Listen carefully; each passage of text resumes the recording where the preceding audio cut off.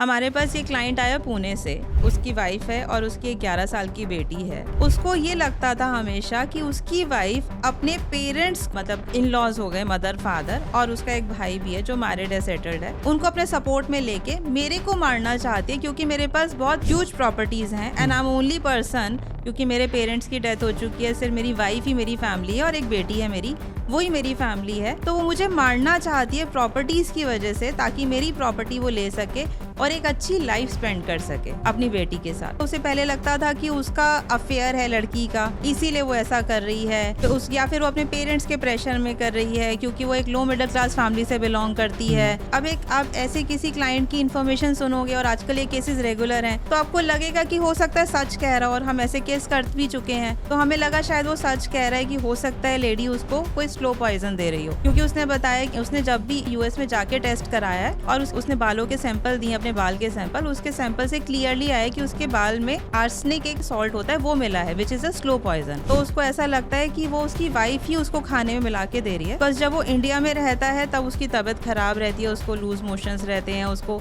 Nausea रहता है, चक्कर आने लगते हैं, हर टाइम डिजीनेस रहती है। लेकिन जब वो 6 महीने यूएस में अपने प्रोफेशन में, उसका बिजनेस था, वो यूएस में रहता है अकेले, तब वो बिल्कुल ठीक रहता है, तब उसको कोई दिक्कत नहीं होता, नॉर्मल रहता है। तो हमने जब इस केस को इन्वेस्टिगेशन करा, हमने फाइंड आउट किया, उस गर्ल का पूरा बैकग्राउंड चेक किया। फर्स्ट हमें लगा कि शायद उसका अफेयर होगा, उसका किसी भी लड़की के साथ अफेयर नहीं मिला। फिर उसने कहा कि हो सकता है आपको पता ना चले, वो बहुत रेयर मिलते हो, आप फॉलो करो। हमने ऑलमोस्ट 2 मंथ्स तक उस गर्ल को शेडो पे रखा। वो नॉर्मल अपने घर जाती थी, अपने पेरेंट्स से मिलती थी, वो भी वंस इन अ मंथ, अपनी डॉटर के साथ खेलने जाती थी, उसे घुमाने लेके जाती थी। एक प्रॉपर डेडिकेटेड हाउसवाइफ जो होती है वो पूरा वैसे ही थी। फिर उसने हमें बोला कि उसके पेरेंट्स उसको हो सकता है इन्फ्लुएंस कर रहे हो। फिर हमने उसके पूरे घर को बक किया ताकि वो जो कॉन्वर्सेशन अपने पेरेंट्स के साथ कर रही है वो सुन सके। तो वो भी एक नॉर्मल कॉन्वर्सेशन थी। उसके पेरेंट्स उसको बल्कि यही गाइड करते थे कि अपने हस्बैंड का, अपने बच्चों का ध्यान, अपने बेटी का ध्यान रखो। वो भी नॉर्मल लगा। फिर